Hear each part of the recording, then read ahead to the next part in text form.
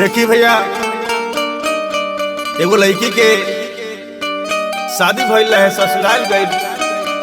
ससुराल में इतना प्यार मिलल होगा, इतना प्यार मिलल, प्यार से गदगद होके जब वो न मायके गईली है तो सखी सहेली से वो प्यार के भाव व्यक्त कैली है, विचार व्यक्त कैली है। कौना भाव में कैली है? आए गणपति स्टूडियो अमन भाई छोट भाई है, बड़ा मेहनत करके म्यूजिक के सजौले है। नवल भाई, कमल भाई, मुकेश भाई, देवेंद्र को साथ ले लिया और देश के मत छोड़िया काहे की बढ़िया शाम बजावले लइका आई सब डीजे करिले बड़ाई नहीं, करिले बड़ाई नहीं, निमन ससुरार बा पिया जी के प्यार सखी बड़ा रसदार बा, बड़ा रसदार बा। मिसरी से मीठ छोटे, मिसरी से मीठ छोटे देवरू हमार बा पिया जी के प्यार सखी बड़ा रसदार बा, बड़ा रसदार बा।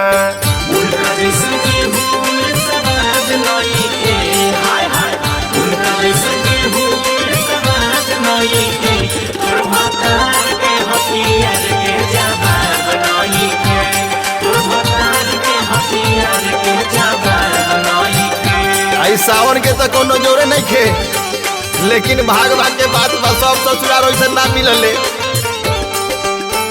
हमरा के जान जान वही के बुलावेले, पहिला कबर रोजे हाथ से खियावेले।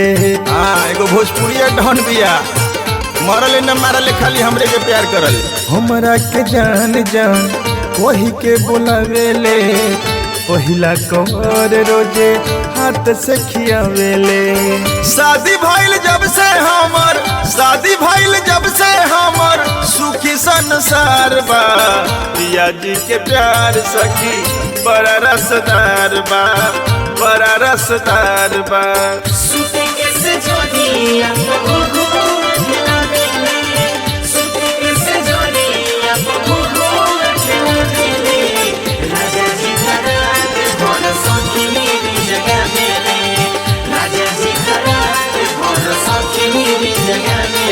ए भैया ऐसने ससुराल तो सबके मिलो।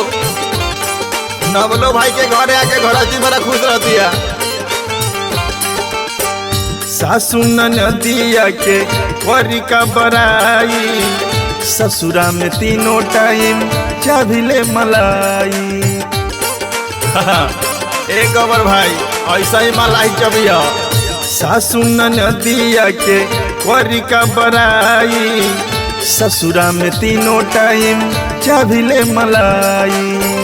रैम्बो रविंदर करस, रैम्बो रविंदर करस बहुते दुलार बा पिया जी के प्यार सखी बड़ा रसदार बा, पिया जी के प्यार सखी बड़ा रसदार बा।